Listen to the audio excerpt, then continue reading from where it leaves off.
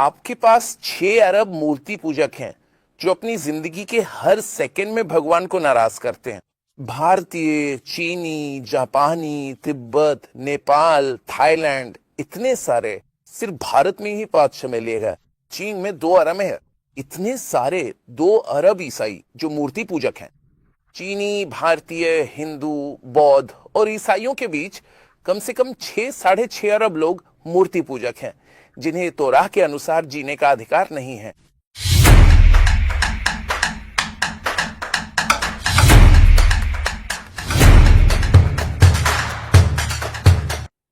Welcome to the great awakening of the end time. मैं हूँ आपका दोस्त, आपका होस्ट अतुल मिशन नागपुर महाराष्ट्र से। 6 अरब लोगों को मारने का टारगेट इल्यूमिनाटी उर्फ यहूदी गैंग ने रच लिया है। आप लोगों को पता ही है कि इल्यूमिनाटी का एक धर्म आने वाला है जिसको हम वन रिलीजियन कहते हैं। जो वन रिलीजियन की बातों को नहीं मानेगा, जो इस्लाम की बातों को नहीं मानेगा, उन लोगों की गर्दन कटना तय है। जो कि एंटी क्राइस्ट रिलीजन को नहीं मानेगा। और कानून को कौन नहीं मानेगा? जो पशु अंग मूर्त व्यवस्था से अपने आप को बचाना चाहता है, जैसे कि हम जैसे लोग। तो हमारी गर्दन उड़ना तय है। और वो क्यों उड़ेगी तो आप लोग को इसी वीडियो में पता चलेगा। और अपने आप को मजबूत करके रखिए इस बिल से लड़ने के लिए। और ये जो बिल पास हो चुका है उसके बारे में हम आप लोग को डिटेल वाइज देंगे एक डॉक्यूमेंट्री के माध्यम से। ध्यान देना, ये वीडियो का पार्ट 1 होगा और ये वीडियो सीरीज वाइज आएगी। और सीरीज वाइज हम आप लोगों को बताएंगे कि इस कानून के तहत क्या क्या होने वाला है और कैसे वन वर्ल्ड रिलीजन को आप पे थोपा जाएगा और 6 अरब लोगों को इसके तहत मारा जाएगा। आइए हम डॉक्यूमेंट्री में देखते हैं किस तरीके से मृत्युदंड लोगों को दिया जाएगा।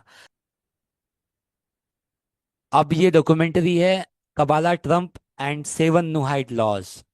अब ये जो डॉक्यूमेंट्री है यहाँ पे जो आप देख रहे हो 7 नूहाइड लॉ, अगर आप लोग ये लॉ देखोगे तो आपको लगेगा कि अरे इसमें क्या बुराइयां हैं। लेकिन ये नूहाइड लॉ कहीं भी बाइबल में नहीं पाए जाते हैं। बाइबल में मूसा को 10 कमांडमेंट दिए गए थे। इन लोगों ने अब 7 नूहाइड लॉ रखे हैं। आइए हम देखते हैं इस डॉक्यूमेंट्री को, उसके बाद आप लोगों को समझ में आएगा कि कितना खतरनाक खेल आप लोगों के साथ खेला जा रहा है। और 6 अरब लोगों को मारने का टारगेट जो है इन इल्यूमिनाटी उर्फ यहूदी लोगों ने रचा हुआ है। यदि आप पशु अंक मुदत व्यवस्था में नहीं जुड़ते हो तो आपके ऊपर ये नूहाइड कानून लागू होंगे। यहूदी दुनिया में सब कुछ चलाते हैं। ये इसलिए नहीं कि वे ऐसा चाहते हैं, बल्कि इसलिए कि यही भगवान की इच्छा है। हालांकि हमारी आबादी अमेरिका की तुलना में बहुत छोटी है। 300 करोड़ अमेरिकियों के मुकाबले 50 लाख यहूदी, इसकी कोई तुलना नहीं है। लेकिन यहूदी हर जगह है। राजनीति में ट्रंप के सभी सहायक यहूदी, स्लीपी जो बाइडेन के सभी सहायक यहूदी, ओबामा यहूदी, उनके चारों ओर हर कोई रिफॉर्म यहूदी, कंजर्वेटिव यहूदी, खबादने किए कहने, ये सब किसी न किसी तरह। स्पेन में भी यही था। 7 नोहाइड नियमों के आधार पर जो हम सभी को एक साथ जोड़ेंगे। 7 नोहाइड नियमों के आधार पर। जैसा कि ये 7 नूहाइड कानून है, आप लोग को लगता होगा कि ये तो कानून अच्छे कानून होंगे। नहीं, अब ये कानून के तहत क्या किया जाएगा इस वीडियो में हम आप लोग को बताएंगे आगे चल के। आप इस वीडियो को ध्यान से देखिए। सनहेड्रिन ने नए राष्ट्रपति से यह भी आग्रह किया कि वे 7 नोहाइड नियमों को स्वीकार करें और उनका पालन करें। ये यहाँ gutquestions.com से है, एक जाना पहचाना ईसाई साइट जिसे बहुत से लोग शोध के लिए इस्तेमाल करते हैं। और इसमें एक बहुत महत्वपूर्ण बात कही गई है जिसका प्रमाण मैं आपको इस फिल्म के अंत में दिखाऊंगा। इसमें कहा गया है कि तलमूड, जो कि रब्बियों की मौखिक लिखित परंपराएं हैं, नोहाइड नियमों का उल्लंघन करने वाले गैर यहूदियों के लिए मृत्युदंड का आह्वान करता है। और इससे कुछ लोगों के बीच ये बहस छिड़ गई है कि क्या वे ईसाई जो यीशु मसीह की पूजा करते हैं वे पहले नोहाइड नियम का उल्लंघन करने के दोषी हैं और इसलिए मृत्युदंड के पात्र हैं। यहाँ तक आपने सुना तो आप लोग को पता चल ही गया होगा कि यीशु मसीह को यानी क्राइस्ट को जो फॉलो करेगा, अब क्राइस्ट को कौन फॉलो करेगा? जो पशु अंक मूर्त व्यवस्था से बचना चाहता है। पशु अंक मूर्त व्यवस्था से अगर आपको बचना है तो क्राइस्ट ही बचा पाएंगे। जो भी क्राइस्ट को मानेगा उसी गर्दन उड़ाने के लिए इन लोगों ने ऐसे कानून बना के रखे हैं। और अभी मैं आप लोग को और भी बहुत सारी चीजें बताऊंगा। अभी इस वीडियो में आप आगे थोड़ा देखेंगे तो आप लोग को मालूम चलेगा। मैं लगातार बोलता ही जा सकता हूँ। मैंने गवाहियां पढ़ी, वीडियो देखे, यहूदी स्रोत पत्रों को देखा, यहाँ तक कि ये भी जाना कि कैसे जाबाज संगठन संयुक्त राष्ट्र के साथ लगातार मेहनत कर रहे हैं नोहाइड कानूनों का उपयोग करके सभी गैर यहूदियों को यहूदी धर्म के अंतर्गत लाने की है। अब यहूदी धर्म क्या बन रहा है? इस्लाम। क्रिश्चियन और इस्लाम मिलके ये जो यहूदी धर्म बनाया जा रहा है ये बना चुके हैं। हम आप लोग को दिखाएंगे इसी वीडियो में। मैं अभी आप लोग को सर्च करके दिखाता हूँ यहाँ पे, जिसके तहत ये सब लड़ाई होने वाली है। वो धर्म आप लोग को दिखा दे रहा हूँ, जो कि इस्लाम है। अब ये क्रिश्चियन और इस्लाम मिलके यहाँ पे ये लोग काम करने वाले हैं, मिलके काम करने वाले हैं। इनका हाउस अगर आप देखोगे तो ये 2022 में ही बन चुका था, जब लोगों को कोरोना की वैक्सीन दी जा रही थी। ये अब्राहमिक फैमिली हाउस है, आप देख सकते हो यहाँ पे 3 धर्म एक होने वाले हैं। और अब्राहमिक फैमिली हाउस का उद्घाटन पहले ही हो चुका है 2022 में ही।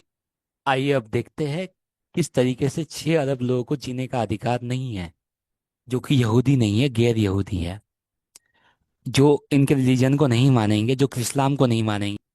उन 6 अरब लोगों को जीने का अधिकार नहीं है।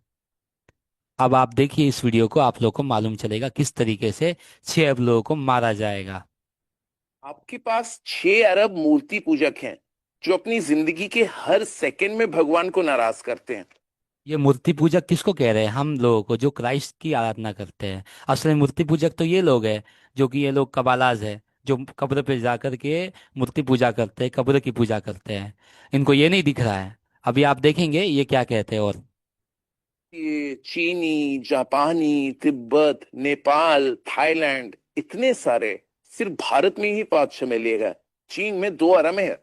इतने सारे 2 अरब ईसाई जो मूर्ति पूजक हैं। चीनी, भारतीय, हिंदू, बौद्ध और ईसाइयों के बीच कम से कम 6-6.5 अरब लोग मूर्ति पूजक हैं, जिन्हें तोराह के अनुसार जीने का अधिकार नहीं है। ये कौन होते हैं तय करने वाले किसे जीने का अधिकार है या नहीं? ये होते कौन है पहली बात तो? इन्हें किसने अधिकार दिया वो? आप इस वीडियो को पूरा देखेंगे, इनके सारे एजेंडा को हम एक्सपोज करके आप लोगों के सामने बताएंगे, क्यों ये लोग इंसान को कीड़े मकोड़े समझते हैं। और नेटफ्लिक्स पे एक सीरीज चलाई जा रही थी जिसमें कहा गया था कि तुम कीड़े हो। आप लोग को नहीं पता ये बात, लोगों को ये कीड़े मकोड़े समझते हैं। नेटफ्लिक्स पे ये सीरीज चलाई गई थी।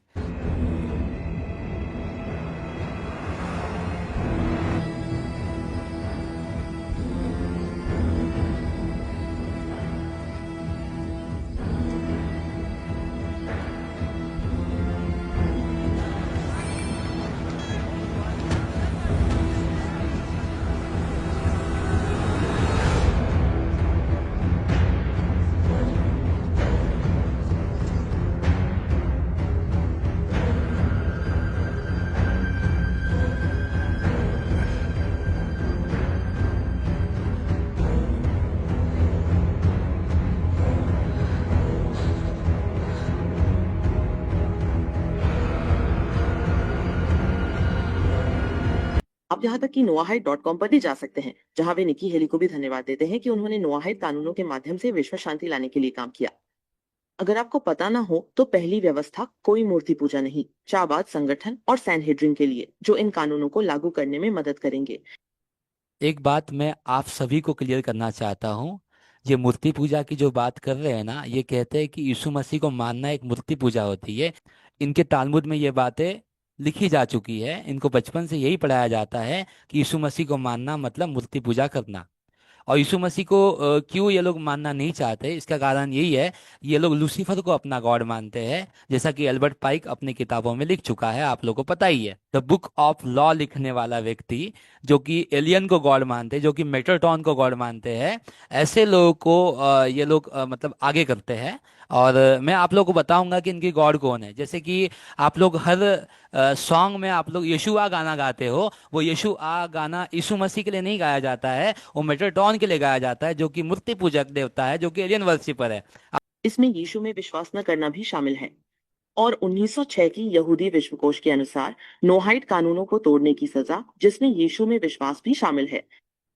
अब बताइए, यीशु में विश्वास अगर आप करोगे तो आपकी गर्दन ये लोग काट देंगे। क्यों क्यों काटेंगे? क्योंकि इस्लाम लेकर के आना है इन लोगों को।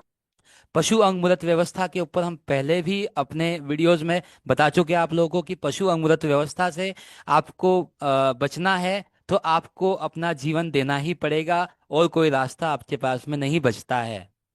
तो जितने लोग जीवन देना चाहते हैं यीशु मसीह के लिए और पशु अंगमूर्त व्यवस्था से लड़ने के लिए, वो सभी हमारे साथ तैयार हो जाए। और इस वीडियो को ध्यान से देखें और शेयर कीजिए। आगे और बढ़ते हैं वीडियो में। कलम करना है, जैसा कि आप यहाँ यहूदी विश्वकोश में नोहाइड कानूनों के अंतर्गत देख सकते हैं।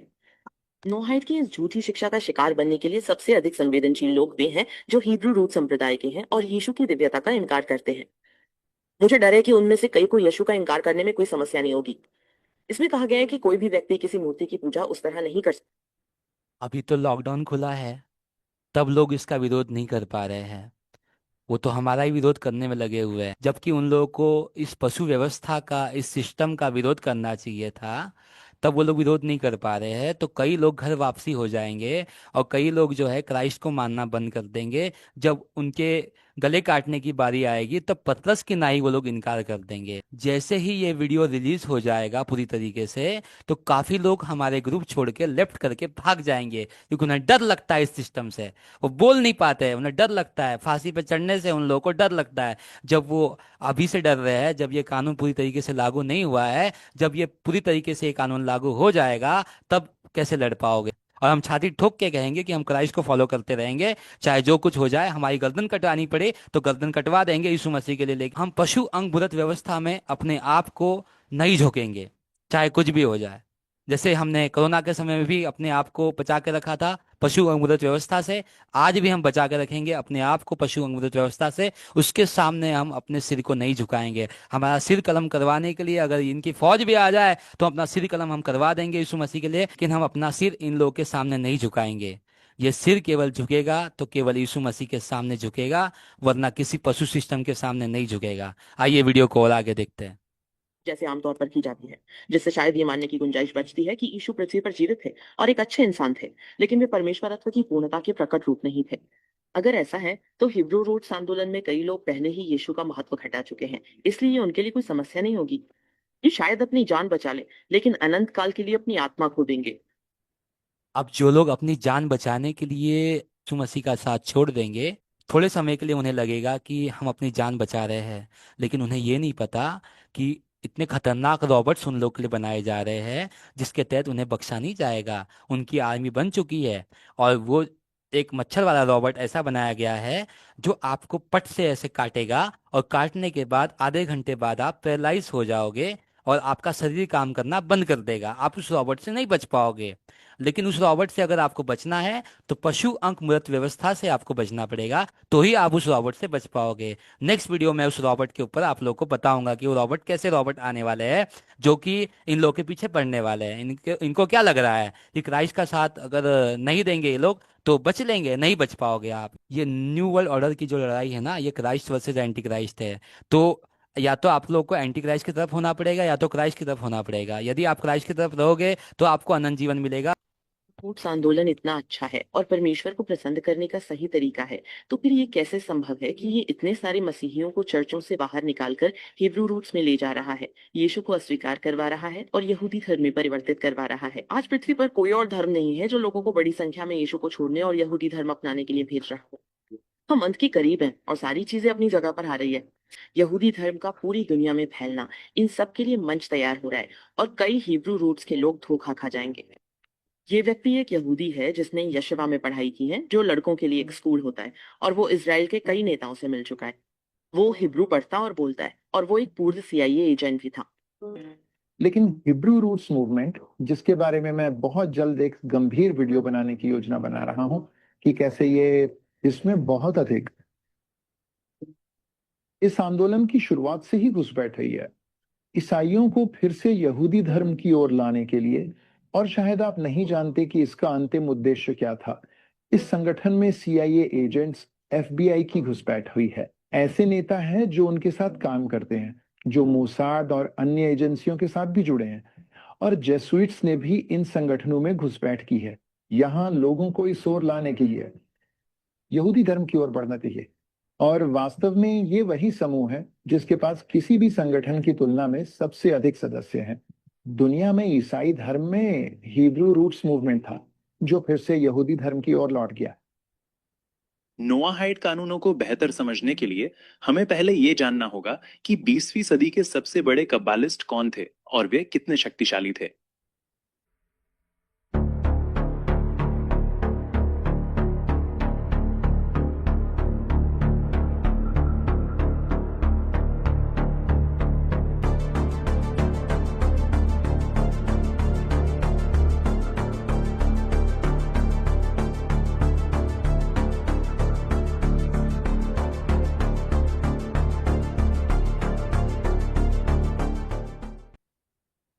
मेनाहेम मेंडेश नील्सन चाबाद लुबाविच आंदोलन के एक नेता थे। वे लुबाविचर रेबी की उपाधि के साथ ग्रैंड हाई कब्बालिस्ट थे।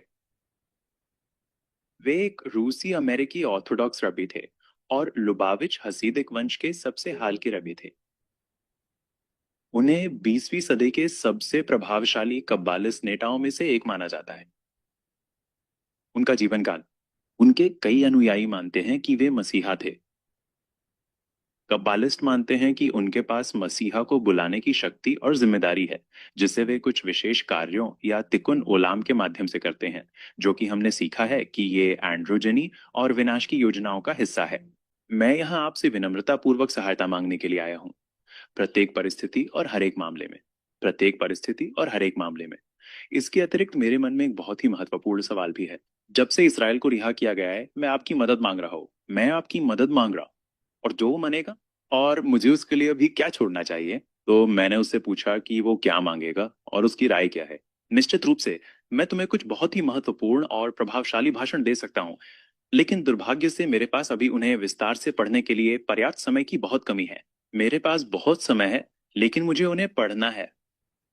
ग्रैंड हाई कबालिस्ट रब्बी नीरसन इतने शक्तिशाली और प्रभावशाली थे कि 1978 में अमेरिका में कांग्रेस ने राष्ट्रपति जिमी कार्टर से नीरसन के जन्मदिन को नामित करने के लिए कहा था।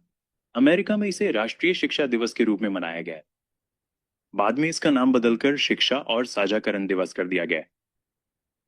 लेकिन इस राष्ट्रीय शिक्षा और साझाकरण दिवस की आड़ में राष्ट्रपति जॉर्ज बुश सीनियर ने भी अब बताइए, एजुकेशन डे के नाम से इन लोगों ने ये कानून को लागू किया उस समय। आप देखिए इस वीडियो को, आप लोगों को समझ में आएगा। इसके ऊपर हम लोगों ने ब्लॉग भी लिखा हुआ है। जिन लोगों ने ब्लॉग पढ़ लिया है उन लोगों को अच्छे समझ में आ रहा होगा डॉक्यूमेंट्री में। और भी हम आप लोगों को बताएंगे वो सारी चीज़ें जो इस वीडियो में आप लोगों को पता चलेगी। सार्वजनिक कानून 102-14 को शामिल कर दिया, जो कब्बालिस्ट 7 नोहाइट कानूनों को देश का सर्वोच्च कानून घोषित करता है। तब से अब तक हर एक अमेरिकी राष्ट्रपति ने इस बिल पर फिर से हस्ताक्षर किए हैं और राष्ट्रीय स्तर पर रैबिश नीरसन के जन्मदिन को राष्ट्रीय शिक्षा और साझाकरण दिवस के रूप में सम्मानित किया है। अमेरिका कांग्रेसमैन विलियम डेनिमियर, जिन्होंने 1969 से 1992 तक सेवा दी, ने ईसाइयों को चेतावनी दी थी और सार्वजनिक रूप से कहा था कि बहुत ही साधारण शब्दों में ये कानून यीशु मसीह की पूजा और उनके नाम के उल्लेख को मौत की सजा यानी सिर कलम करने की सजा के तहत प्रतिबंधित करता है। उन्होंने चेतावनी दी थी कि जल्दी वो दिन आएगा जब नोआहाइड कानूनों को उनके दंड सहित लागू किया जाएगा।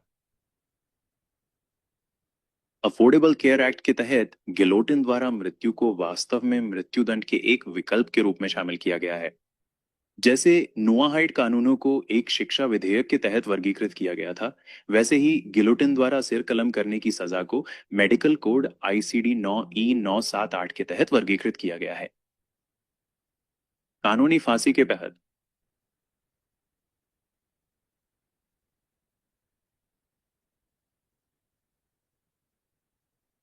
और रेबे ने विनती की, काश संयुक्त राष्ट्र मूल बातों पर लौट आए और अपने राष्ट्र को सशक्त बनाए। 7 नोआहाइड कानूनों को अपनाने के लिए 7 नोआहाइड कानूनों को अपनाने के लिए 7 नोआहाइड कानूनों को अपनाने के लिए तब यह दुनिया एक बहुत अलग दुनिया होती। फायरिंग स्क्वाड, इलेक्ट्रोक्यूशन या जहरीली गैस द्वारा ट्रम्प प्रशासन द्वारा लागू किए गए एक नए नियम के तहत अब इन तरीकों का इस्तेमाल संघीय मृत्युदंड की सजा को लागू करने के लिए किया जा सकता है, घातक इंजेक्शन के अलावा। मैं मृत्युदंड के बहुत बहुत पक्ष में हूँ। हमें मृत्युदंड को वापस लाना अंग, उन्हें अंतिम कीमत चुकाने। देखिए ये पशु क्या कर रहा है। मैंने इसको पशु क्यों कहा है आप लोगों को पुराने वीडियो में पता चल जाएगा। ये पशु अंकमुदत व्यवस्था से आप लोग को जोड़ना चाहते हैं। नेता कभी किसी का भला नहीं करता है, आप लोगों को ये बात पता ही है। जब से इपिस्टिन्स फाइल आई है तब से आप लोगों को पता ही चल गया होगा कि ये लोग कौन है, ये बच्चा खाने वाले लोग। अब ये लोग कह रहे हैं कि मृत्युदंड हम लोग लेकर के आएंगे और इन लोगों ने ये कानून लागू कर दिया है, मृत्युदंड का कानून, हम जैसे लोगों के, जो कि पशु अंक मुदत व्यवस्था में अपने आप को नहीं झोंकने वाले हैं। ऐसे लोगों के लिए मृत्युदंड जो है वो लेकर के आ चुके हैं ये लोग। नहीं होगी मृत्युदंड, इसे लागू करो। फिर से मृत्युदंड, मृत्युदंड, मृत्युदंड, मृत्युदंड के शब्द, कोई सजा नहीं से लेकर मृत्युदंड तक। मृत्युदंड, मृत्युदंड, इसे मृत्युदंड कहा जाता है, ठीक है। प्रधानमंत्री नेतन्याहू के गठबंधन के 2 अतिरूढ़िवादी सदस्यों ने एक विधेयक पेश किया है जिसमें यीशु के सुसमाचार को साझा करने वाले विश्वासियों को जेल की सजा देने का प्रावधान है। यूनाइटेड टोरा जुडाइज्म के केनेसेट के सदस्य मोशे गाफनी और याकूब।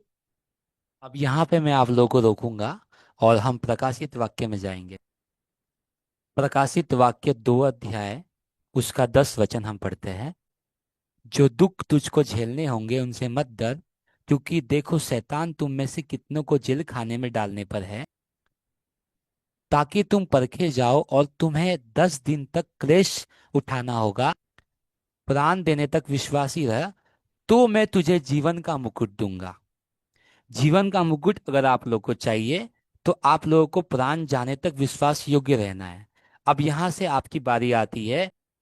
ये बिल लागू होने के बाद यदि आप यीशु मसीह को इनकार करते हैं तो यीशु मसीह भी आपको इनकार कर देगा। ये बात आप लोग को याद रखनी है। बहुत से लोग डर के मारे इनकार कर देंगे यीशु मसीह का, क्योंकि अभी तो सब कुछ खुला हुआ है, तब नहीं लड़ पा रहे हो पशु अंगुरत से। तो जब लॉकडाउन लग जाएगा, जब रोबोटिक सेना सामने होगी और ये नोहाइड कानून को जबरदस्ती आपके ऊपर थोपा जाएगा, क्योंकि पैंडेमिक ट्रीटी तो साइन हो चुकी है, हम आप लोगों को बता चुके हैं, तो आप लोग का सिर कलम किया जाएगा। तब कैसे बच लोगे आप? यीशु मसीह आप लोग को तभी बचाने नहीं आएगा, क्योंकि यीशु मसीह खुद लड़ने के लिए कह रहा है आप लोगों को। यदि आप नहीं लड़ोगे तो आपका सिर कलम तो करेंगे, साथ में आपको पशु की छाप भी लग जाएगी, जो कि आप लोग को नहीं लगनी चाहिए। अभी आप ये वीडियो को देखिए, बाद में हम आपको सारी बातें क्लियर करके देंगे इसी वीडियो में। तो आइए हम देखते हैं वीडियो को आगे। एशर ने पिछले सप्ताह ये विधेयक पेश किया। बातचीत में साझा करना या ऑनलाइन, प्रिंट या डाक द्वारा कोई सामग्री तैयार करना अवैध बना दिया गया है। को जेल की सजा देने का प्रावधान है। यूनाइटेड टोरा जुडाइज्म के केनेसेट के सदस्य मोशे गाफनी और याकूब एशर ने पिछले सप्ताह ये विधेयक पेश किया। बातचीत में साझा करना या ऑनलाइन, प्रिंट या डाक द्वारा कोई सामग्री तैयार करना अवैध बना दिया गया है। इस विधेयक की उनकी व्याख्या खास तौर पर ईसाइयों को रोकने की चेतावनी पर जोर देती है। क्या आप जानते हैं कि आज इजराइल को किस चीज की जरूरत है? उन्हें यीशुआ की जरूरत है, उन्हें यीशुआ की जरूरत है। अब यहाँ ध्यान देना, ये कह रहे हैं कि उन्हें यीशुआ की जरूरत है, लेकिन यीशु मसीह की नहीं। अब यहाँ से आप लोगों का कपाड़ खुलेगा कि ये यीशुआ कौन है और यीशु कौन है जिसको आप मान रहे हो। देखिए, यीशुआ जो है वो मेट्रोटॉन है, और यीशु मसीह जिसको आप मान रहे हो वो रियल क्राइस्ट है। लेकिन ये कहते हैं कि आपको यीशुआ को मानना पड़ेगा। अभी आप इस वीडियो को देखिए ध्यान से, तो आप लोग को मालूम चल जाएगा। लेकिन अगर आप यीशु को लाते हैं तो आप गलत व्यक्ति को ला रहे हैं। यीशु मसीह को लाने के लिए लोग क्यों नहीं कह रहे हैं, इसका एक कारण मैं आप लोगों को बताना चाहता हूँ। क्योंकि पशु अंकमुरत व्यवस्था से बचने का जो तरीका है वो यीशु मसीह खुद हम लोग को बता के गए हैं, और ये नहीं चाहते कि वो तरीका आप लोग तक जाए। इसलिए कहते हैं कि हम जो आप लोग को गॉड बता रहे हैं वही असली गॉड है, जो कि मेट्रोटॉन है। मेट्रोटॉन के बारे में आप लोगों को नहीं पता है, अगला वीडियो उसी के ऊपर होने वाला है। मैं बहुत जल्द मेट्रोटॉन के विषय में आप लोग को बताऊंगा, जो कि यीशुआ है, यीशु नहीं है। यीशुआ अलग है और यीशु मसीह अलग है। मैं आप लोगों को बताऊंगा इसमें डिफरेंस क्या है। तब तक के लिए आप ये इस वीडियो को ध्यान से देखिए, तो आप लोगों को सब चीजें समझ में आएगी। समझना ही है। लेकिन अगर आप यीशु को लाते हैं तो आप गलत व्यक्ति को ला गए। हमें यीशु बतलाइए। कब्बाला में कब्रों पर जाना एक आम रहस्यवादी प्रथा है, खासकर ज़दूकिम यानी धर्मी व्यक्तियों की कब्रों पर। ये अक्टूबर 24 में डोनाल्ड ट्रंप हैं, जो ग्रैंड हाई कबालिस्ट रबीश नियर्सन की कब्र पर जा रहे हैं। आप ट्रंप के कबाला मार्गदर्शकों को भी उनके पास देख सकते हैं, जो इस अनुष्ठान में उन्हें मार्गदर्शन करते हुए प्रतीत हो रहे हैं। कब्बाला सिखाता है कि ज़दीकिम यानी धर्मी व्यक्ति अपनी मृत्यु के बाद भी दुनिया की रक्षा करते रहते हैं। उनकी प्रार्थनाएं और आशीर्वाद अब भी प्रभावी हैं। उनकी कब्रों पर जाना व्यक्ति को उनके पुण्य, मध्यस्थता, पवित्रता और धर्मियों के पुण्य का लाभ उठाने की अनुमति देता है। किसी की अपनी प्रार्थनाओं को अपने ईश्वर एनसोफ तक पहुंचाने के लिए किसी की कब्र का उपयोग किया जाता है।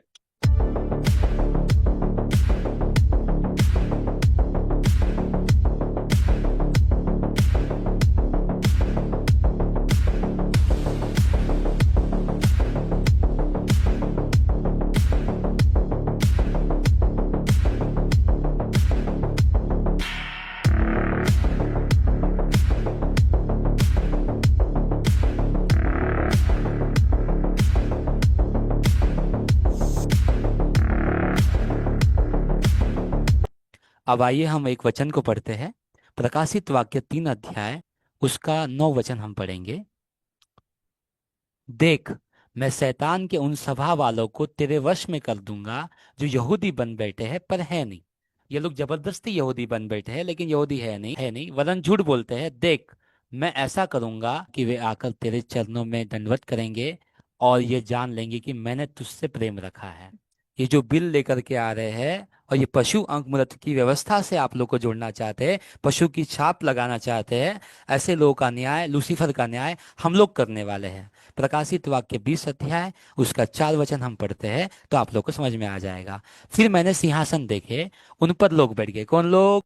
जो लोग पशु अंक मूर्त व्यवस्था से जय प्राप्त किए हुए लोग थे, वो लोग, यानी कि हम जैसे लोग जो इस बिल को नहीं मानने वाले हैं।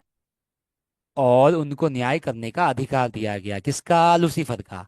और उनकी आत्माओं को भी देखा जिनके सिर, किनके सिर?